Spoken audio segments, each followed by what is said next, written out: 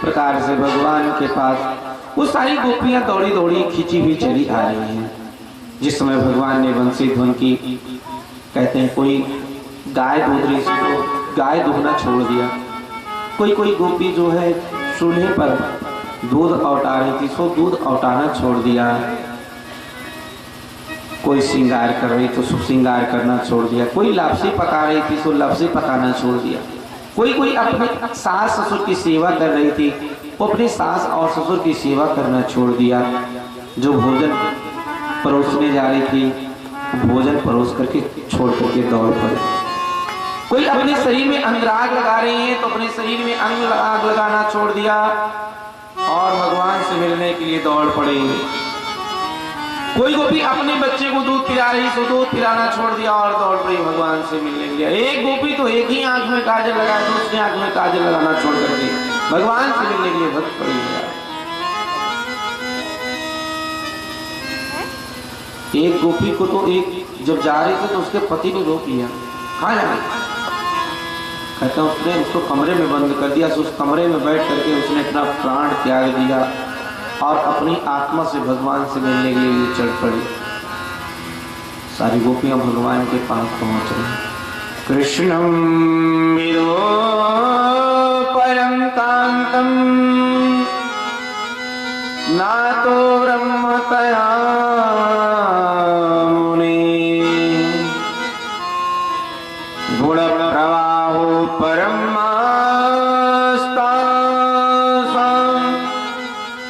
गुणाधिया कथम। और जब वह सारी गोपियां भगवान के पास पहुंची तो भगवान ने उनका स्वागत किया। स्वागतम महाभाग प्रियम किम करवाणि वा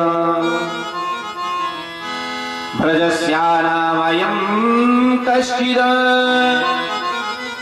भूतागमन कारणम।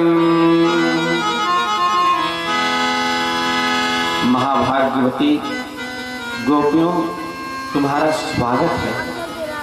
भगवान के मुख से पहला शब्द निकला है स्वागतम, वो महाभाग्य। हे महाभाग्य गोपियों तुम्हारा स्वागत है। बतलाओ तुम्हें प्रसन्न करने के लिए कौन सा काम करो?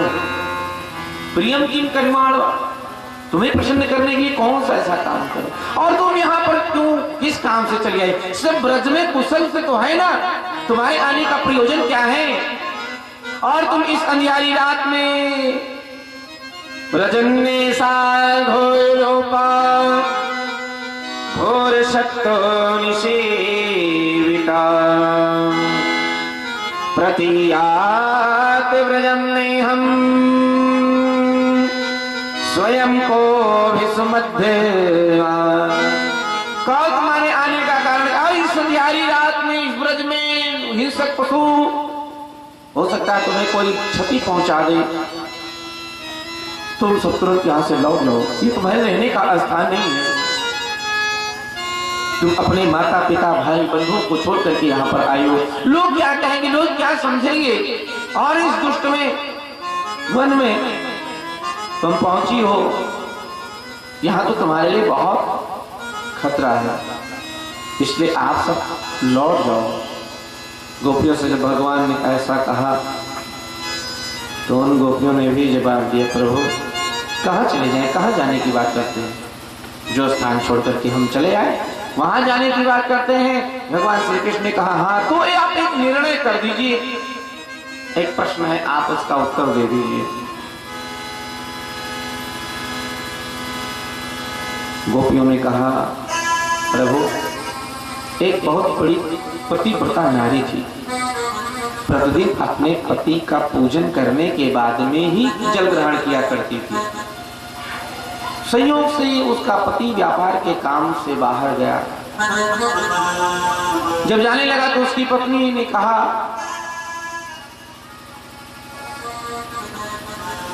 कि आप जा रहे हैं, प्रतिदिन का मेरा नियम है जब तक आपका पूजन नहीं कर लेती हूँ तब तक मैं जल नहीं ग्रहण करती हूँ। तो उसके पति ने उसको अपनी एक फोटो प्रतिमा दी कि जब तक मैं ना आ जाऊं तब तुम इसकी ही पूजा करना। ठीक है।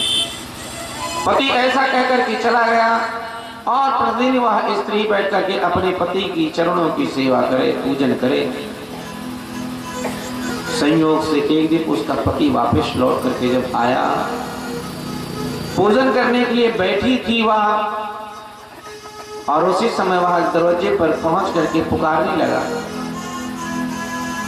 अब पूजन करने जा रही है, पूजन छोड़ करके जाए तो भी और नहीं जाती है तो भी दोनों समय में पाप होता है। तो आप यह बताइए प्रभु कि उस समय उस स्त्री को करना क्या चाहिए?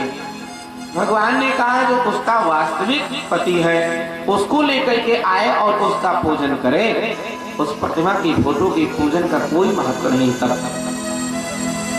गोपियों ने कहा बस प्रभु मैं यही जानना चाहती थी, जैसे आप हमारे सच्चे पति हैं जिनकी पूजन के लिए हम यहाँ पर आए हैं, और ये जो सांसारिक पति हैं तो बस वही फोटो और प्रतिमा है।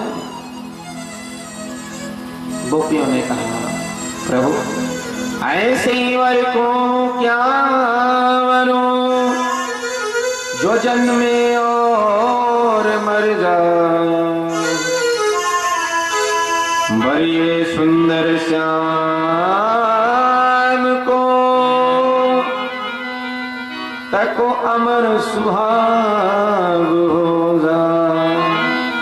आप तो हमारे असली पति हैं।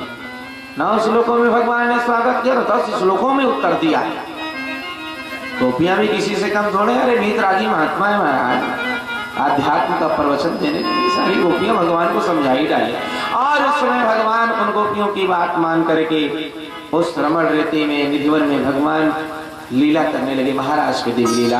आज भी मान्यता है निधिवन में आप कोई लोग वृंदावन गए हो तो निधिवन में रात्रि के समय आज भी महात्मा जो कहते हैं कि भगवान रास लीला करने के लिए पधारते हैं, आते हैं। आज भी रात्रि में वहां दरवाजा बंद हो जाता, कोई जाता नहीं अंदर।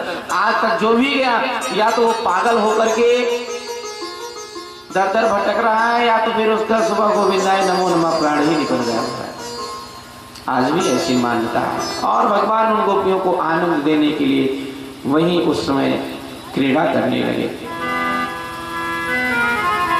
गोपियों के संग विहास विलास परिहास करने लगे। कुछ समय उन गोपियों के अंदर अहंकार आ गया। उन्होंने देखा कि भगवान श्री कृष्ण कभी हमारे चरणों में बैठ जाते हैं और कभी हमारी जूठन पान को पा लेते हैं। ऐसे ही होता है। जब कभी कभी हम करीब किसी की कुछ अधिक हो जाते हैं तो वहां मर्यादा नष्ट हो जाती है। हम कुछ अलग व्यवहार कर लेते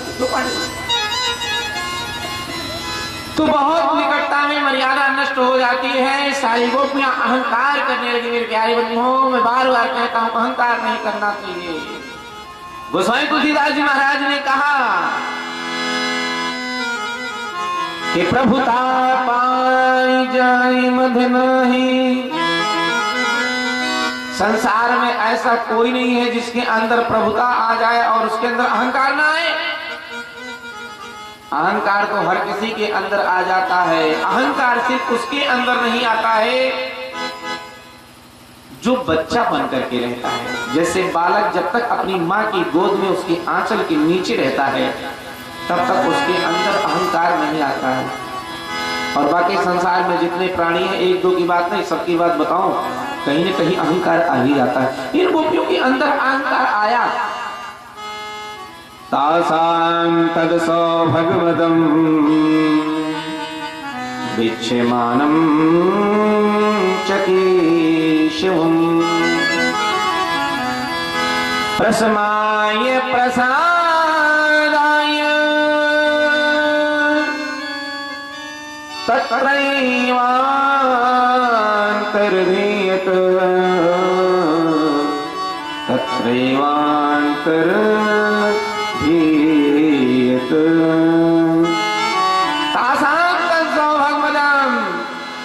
उन गोपियों के अंदर मद आ गया। मद का तात्पर्य अहंकार। और भगवान उस समय उन गोपियों के मद को, अहंकार को दूर करने के लिए प्रसमाय प्रसादाय तत्रैवान्तर्लीयत।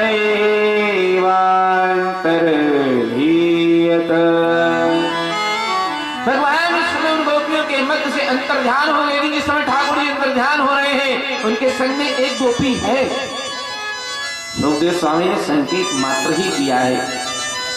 कभी कभी हम लोग प्रश्न करते हैं कि महाराज जी, आप लोग तो राधे राधे कहते रहते हैं और भागवत जी में कहीं राधा रानी का नाम ही नहीं आया।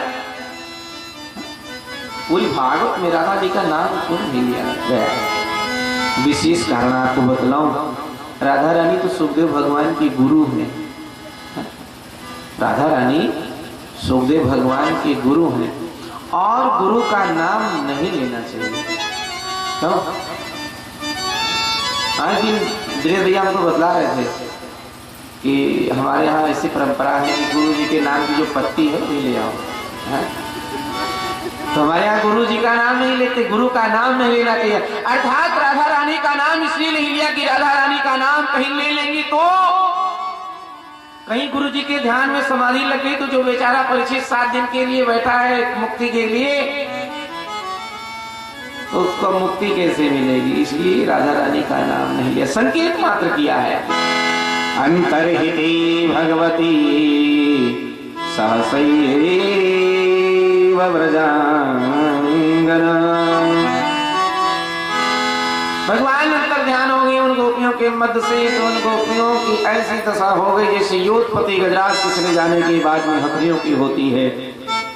और वह वहीं पर भगवान श्री कृष्ण को पुकारने लगी। भगवान की कुछ दिव्य लीलाओं का अनुकरण करते करते वो कोई कृष्ण बन गई, कोई पूतना बन गई, कोई प्रलंबासुर बन गई, कोई अघासुर बन गई। इस प्रकार से बनकर के वहीं पर लीला करने लगी। लेकिन फिर भी भगवान नहीं आ रहे। इन गोपियों ने सोचा कि इस प्रकार से भगवान को अगर हम लीला के माध्यम से जब याद करेंगे तो हो सकता है कि ठाकुर जी आ जाए, लेकिन भगवान आए नहीं। तो उनकी पुकार जिधर भी जाते हैं उधर ही पुकारने लगते भगवान से, वृक्षों से पूछने लगते। मार्ग में जाते जाते एक तुलसी का पौधा दिखाई पड़ा, तुलसी का वृक्ष। उससे पूछने लगी गोपियां, कश्चित् तुलसी कल्याणी गोविंद चरण प्रेम सहत्वालिकुले बिभ्रद दुष्टस्ते अति प्रियोच्युतः। कश्यप देवी कल्याणी, तुलसी तुम तो सबका कल्याण करने वाली हो और ठाकुर जी में तो तुम्हारी बड़ी प्रीति है। तुम सदैव उनके सर पे शोभायमान होती रहती हो। अब तुम ही बता दो ना कि हमारे ठाकुर जी कहाँ गए, तुम्हें तो पता जरूर होगा।